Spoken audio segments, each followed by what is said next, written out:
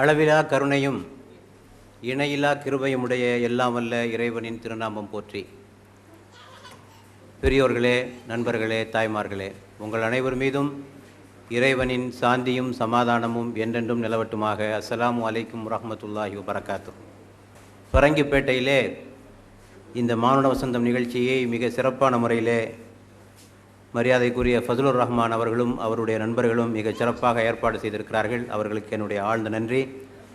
Charles Darwin என்ற அறிஞர் சொல்வார், மதங்களை நம்பாதே, மதங்கள் கடவுளை வாழ வைப்பதற்காக வந்தவை, மனிதனை வாழ வைப்பதற்காக வந்தவை அல்ல. இதே கருத்தை பெரியார் அவர்கள் வேறு வார்த்தையிலே சொல்கிறார்கள், கடவுளை மற மனிதனை நினை என்று சொல்கிறார். இவங்களுக்கெல்லாம் ஏன் இந்த கடவுள் மேல், மதத்தின் மேல் இவ்வளவு கோபம்? அவர்கள் மீது நமக்கு கோபம் இல்லை. இந்த கருத்துக்களை சொன்ன பெரியார் மீது நமக்கு கோபம் இல்லை, சார்ல்ஸ் டார்வின் மீது நமக்கு கோபம் இல்லை. ஆனால் இந்த நிலைக்கு அவர்கள் ஏன் தள்ளப்பட்டார்கள் என்பதைத்தான் நாம் சிந்தித்து பார்க்க வேண்டும். அன்பை போதிக்கின்ற மதத்தின் பேராலே அநீதிகள் விளைவிக்கப்பட்ட காரணத்தினாலே தான் அவர்கள் இந்த முடிவுக்கு வருகிறார்கள்.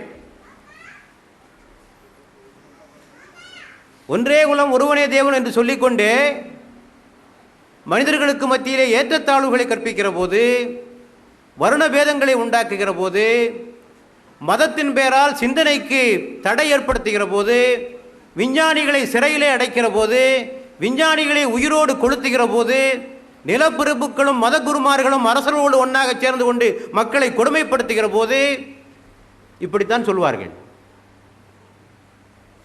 Religion is the opium of the people என்று சொன்னார் கார்ல் மார்க்ஸ் அவர்கள். மனிதனை மயக்கும் அபின் என்று சொன்னார். மதமான பேய் என்னை பிடியாது இருக்க வேண்டும் என்று சொன்னார் வள்ளலார். ஆக இந்த மதத்தின் பேராலே இவ்வளவு கொடுமைகள் நடக்கின்ற காரணத்தினாலே இத்தகைய நிலைக்கு அவர்கள் தள்ளப்பட்டிருக்கிறார்கள். ஆனால் இஸ்லாம் இந்த விஷயத்திலே ஒரு தெளிவான கருத்தை கொண்டிருக்கிறது. கடவுளை வாழ வைக்க வேண்டிய அவசியம் மனிதனுக்கு இல்லை. நீங்க வாழ வைக்க வேண்டிய அவசியத்திலே கடவுள் இல்லை. இந்த மார்க்கம், இந்த சமயம் என்பதே மனிதனுக்காக வந்ததுதான். மனிதனை மனிதனாக வாழ வைப்பதற்காக வந்ததுதான் சமயங்கள். மனிதனை மறந்துவிட்டு கடவுளை மட்டும் பிரார்த்தனை செய்வதனால் எதுவும் ஏற்றுக்கொள்ளப்படுவதில்லை என்பது இஸ்லாத்தினுடைய கருத்து. நபிகள் நாயகம் அவர்கள் சொல்கிறார்கள், மண்ணில் உள்ள மனிதர்களை நீ நேசித்தால் விண்ணில் உள்ள இறைவன் உன்னை நேசிப்பான். எவன் மனிதர்களை நேசிக்கவில்லையோ அவர்களை இறைவனும் நேசிப்பதில்லை என்று ஒரு கருத்தை சொல்கிறார்கள். ஆக படைப்புகளை நேசிக்காமல் படைத்தவனை நேசிப்பதாக சொல்வது பொய். கண்ணுக்கு தெரிகிற மனிதனை நேசிக்காமல் கண்ணுக்கு தெரியாத இறைவனை நேசிப்பதாக சொல்வது பொய்.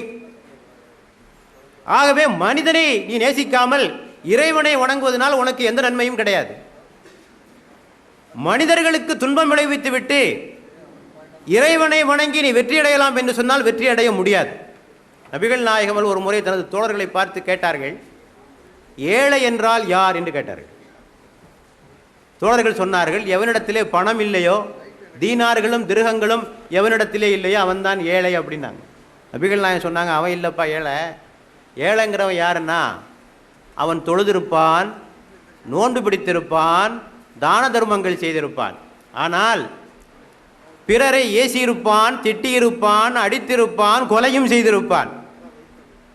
மறுமையில் என்ன நிகழும் தெரியுமா? இவன் செய்த நன்மைகள் அனைத்தும் இவனால் பாதிக்கப்பட்டவர்களுக்கு வழங்கப்படும்.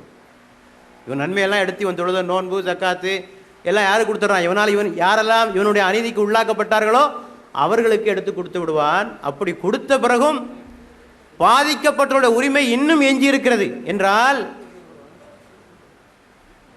அவர்களது தீமைகளை எடுத்து இவர்கள் மீது போட்டு விடுவான். யார்? அநீதிக்கு உள்ளாக்கப்பட்டவருடைய தீமைகளை எடுத்து நன்மை செய்தவர்கள் தொழுதவருடையத்திலே சேர்க்கப்படும். ஆக மொத்தத்தில் நஷ்டம். சில நன்மைகளை செய்தான், நன்மைகளோட தீமைகள் அதிகமாகிவிட்டன. வரவு எட்டனா செலவு பத்தனா கதையில் ஆகிப்போச்சு. ஆக இறைவனை வணங்கினான் உண்மைதான், ஆனால் இறைவனுடைய படைப்புகளுக்கு அநீதி இழைத்த காரணத்தினால் மறுமையிலே இவனுக்கு ஒன்றும் கிடைக்காது. ஆக மனிதர்களை துன்புறுத்திவிட்டு இறைவனை அடையலாம் என்ற பேச்சுக்கு இஸ்லாத்தில் இடமில்லை. இஸ்லாமிய கடமைகளே ரெண்டு வகைப்படும். ஒன்று இறைவனுக்கு செய்ய வேண்டிய கடமைகள் ஹுக்கூக்குல்லா, இன்னொன்று ஹுக்கூக்குல் இபாத், மனிதனுக்கு செய்ய வேண்டிய கடமைகள் என்று. கடமைகளே இஸ்லாம் ரெண்டாக பிரிக்கிறது. மனிதனுக்கு மனிதன் நன்றி செலுத்தாதவரை அவன் இறைவனுக்கு நன்றி செலுத்தியவனாக ஆக மாட்டான் என்று நபிகள் நாயகம் சொல்கிறார்கள். ஆக முதல்ல உன் கண்ணுக்கு முன்னால் மனிதனுக்கு நன்றி செலுத்து. மக்கள் சேவையே மகேசன் சேவை என்ற ஒரு கருத்து இஸ்லாத்திலே உண்டு. நபிகள் நாயகம் அவர்கள் சொன்னார்கள், மறுமையிலே இறைவன் கேட்பான் அடியானை பார்த்து, நான் பசித்திருந்தேனே எனக்கு நீ உணவளித்தாயா? அடியான் கேட்பான், இறைவா உனக்கு பசியா? அகிலத்தின் அதிபதியாகிய உனக்கு பசியா என்று கேட்டபோது இறைவன் சொல்வான், எனது அடியான் ஒருவன் பசித்திருந்தான், நீ அவனுக்கு உணவளித்திருந்தால் என்னை நீ அங்கே கண்டிருப்பாய். மீண்டும் கேட்பான், நான் நோயுற்றிருந்தேனே என்னை பார்க்க வந்தாயா? நான் தாகித்திருந்தேனே என்னை பார்க்க வந்தாயா? அப்போதும் இறைவன் மீண்டும் இதை பதிலித்தான் சொல்லுவான், எனது அடியான் ஒருவன் தாகித்திருந்தான், எனது அடியான் ஒருவன் நோயுற்றிருந்தான், நீ அவனை பார்க்க சென்றிருந்தால் நீ என்னை அங்கே கண்டிருப்பாய். ஆக மனிதர்களுக்கு செய்கிற உதவி அது இறைவனுக்கு செய்கிற வணக்கமாக கருதப்படுகிறது. ஆக இவற்றை நன்றாக புரிந்து கொள்ள வேண்டும். ஆக மனிதர்களின் மூலமாகத்தான், மனிதர்களுக்கு சேவை செய்வதன் மூலமாகத்தான் இறைவனை அடைய முடியும் என்றதிலே மிக கவனமாக இஸ்லாம் இருக்கிறது. ஆக இஸ்லாமிய தத்துவங்கள் அனைத்தும் இந்த அடிப்படையில் தான் முடிவு செய்யப்பட்டிருக்கிறது. ஆக கடவுளை வாழ வைப்பதற்காக வந்த மதம் அல்ல இது, மனிதனை வாழ வைப்பதற்காக வந்த மதம் தான். அப்படி என்றால் நீங்கள் ஏன் தொழ வேண்டும்?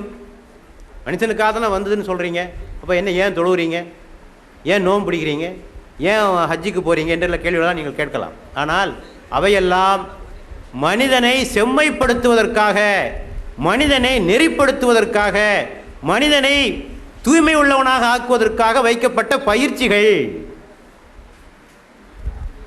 நீங்கள் தொழுதனால இறைவனுடைய அந்தஸ்து ஒன்றும் உயர்ந்து விடுவதில்லை. ஆரம்பத்திலே ஓதி காட்டினார் வசனத்தை, அல்லாஹு சமத். சமத் என்றால் தேவையற்றவன் என்று பொருள். உங்களிடத்தில் அவன் எதையும் எதிர்பார்க்கவில்லை, அவன் தன்னிறைவு பெற்றவன்.